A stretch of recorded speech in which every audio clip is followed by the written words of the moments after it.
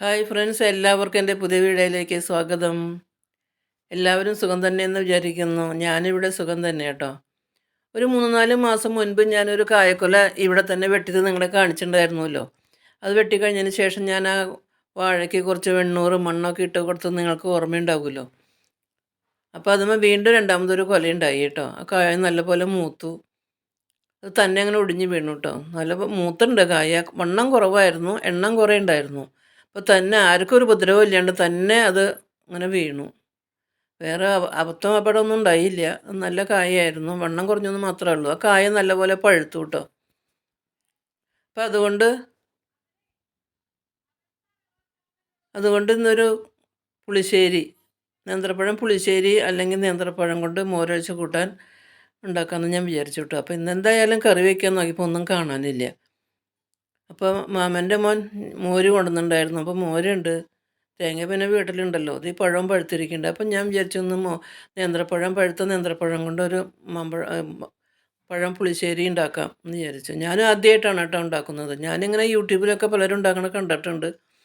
ഞാനിതുവരെ ഉണ്ടാക്കിയിട്ടില്ല. അപ്പം ഞാനും ആദ്യമായിട്ട് ഉണ്ടാക്കാമെന്നൊന്ന് പരീക്ഷിച്ച് നോക്കുകയാണ് കേട്ടോ. നല്ല കറിയായിരുന്നു കേട്ടോ. സാധാരണ നമ്മൾ മാമ്പഴമൊക്കെ പുളിശ്ശേരി വയ്ക്കില്ലേ, ആ ഒരു ടേസ്റ്റൊക്കെ തന്നെയാണ്.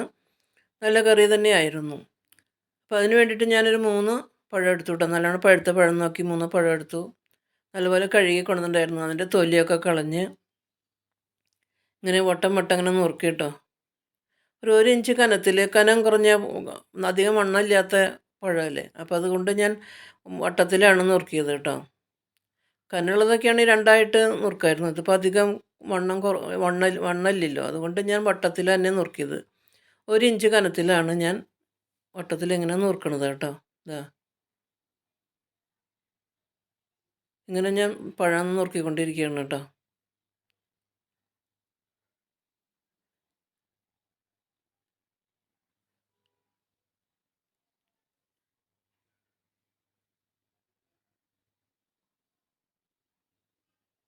അപ്പോൾ അങ്ങനെ പഴം ഞാൻ എല്ലാം അങ്ങനെ നുറുക്കിക്കൊണ്ടിരിക്കുകയാണ്. എല്ലാ പഴം നുറുക്കി കഴിഞ്ഞതിന് ശേഷം ഞാൻ അതിലേക്ക് ആവശ്യത്തിന് 1 ടീസ്പൂണ് മുളക് പൊടി,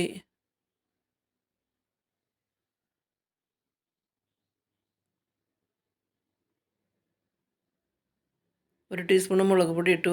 ആവശ്യത്തിന് ഉപ്പ്, 1/4 ടീസ്പൂണ് മഞ്ഞൾപ്പൊടി കൂടി ഇട്ടിട്ട് ആവശ്യത്തിന് വെള്ളം കൂടി ഒഴിച്ചു കേട്ടോ. ആവശ്യത്തിന് വെള്ളം കൂടി ഒഴിച്ച് നല്ലപോലെ ഇളക്കി ഒന്ന് അടുപ്പത്ത് വെച്ച് വേവിക്കാൻ വെച്ചു കേട്ടോ.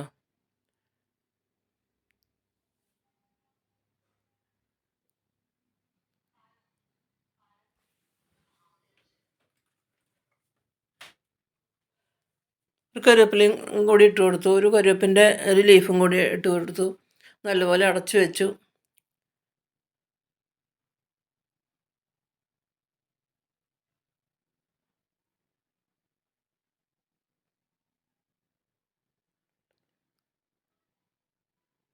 ആ കറിവേപ്പിൻ്റെ ഒരു ഫ്ലേവറും കൂടിയും കിട്ടുമല്ലോ. അപ്പോൾ അതുകൊണ്ട് ഞാൻ ഒരു കറിവേപ്പിൻ്റെ അതെല്ലാം കൂടി ഇട്ട് കൊടുത്തത്. കറിവേപ്പിൻ്റെ അതെല്ലാം കൂടി ഇട്ട് കൊടുത്ത് നല്ലപോലെ ഒന്ന് അടച്ചു വെച്ചു കേട്ടോ. ഇതാ അടുപ്പ് തുറന്ന് നല്ലപോലെ കറിയൊക്കെ നല്ലപോലെ തിളച്ചു. ഇതാ പഴമൊക്കെ വേവാൻ തുടങ്ങിയിട്ടുണ്ട്.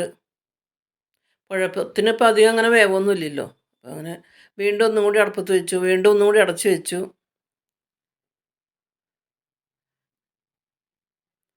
വീണ്ടും അടുപ്പ് തുറന്ന് വീണ്ടും നല്ലപോലെ ഒന്ന് ഇളക്കി കേട്ടോ.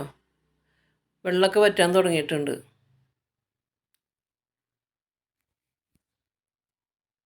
പെട്ടെന്ന് ഉണ്ടാക്കി കേട്ടോ ഈ നേന്ത്രപ്പഴം കൊണ്ടുള്ള പുളിശ്ശേരി.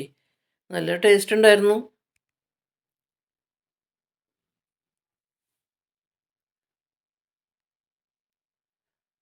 ഇടയ്ക്കിടയ്ക്ക് ഇങ്ങനെ ഇളക്കിക്കൊണ്ടിരിക്കുന്നുണ്ട് കേട്ടോ.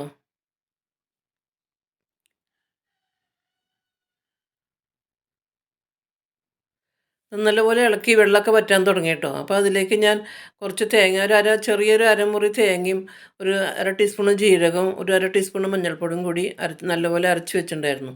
അപ്പോൾ അതും കൂടിയും ചേർത്ത് കൊടുത്തു കേട്ടോ. അതും കൂടി ചേർത്ത് നല്ലപോലെ ഒന്ന് ഇളക്കി. സാധാരണ നമ്മൾ ഓരൊഴിച്ച് കൂട്ടാൻ വെക്കണ മാതിരി തന്നെ മാമ്പഴമൊക്കെ വെക്കില്ലേ, അതുമാതിരി തന്നെയാണ്. തേങ്ങ നല്ലപോലെ ചേർത്ത് നല്ലപോലെ തിളപ്പിച്ച് വേവിച്ചെടുത്തു കേട്ടോ. തേങ്ങയുടെ പച്ചമണം മാറുന്നത് വരെ നല്ലപോലെ ഒന്ന് ഇളക്കി വേവിച്ചെടുത്തു.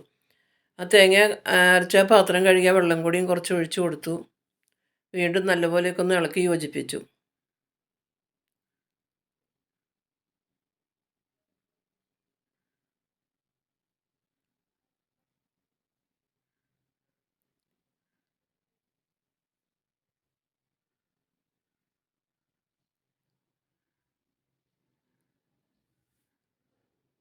അതിനുശേഷം ഞാനൊരു കപ്പ് മോര് ഒഴിച്ചു കൊടുക്കുകയാണ് കേട്ടോ. അധികം പുളിയില്ലാത്ത കട്ടിയുള്ള മോരാണ്.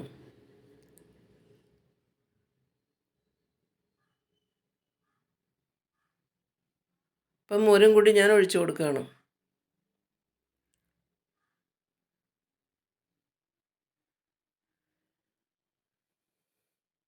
ആ മോരൊഴിച്ച് നല്ലപോലെ ഒന്ന് ഇളക്കി പത വരുന്നത് വരെ ഒന്ന് വെച്ചു കേട്ടോ. അങ്ങനെ പത വരാൻ തുടങ്ങിയപ്പോൾ ഫ്ലെയിം ഓഫ് ചെയ്തു.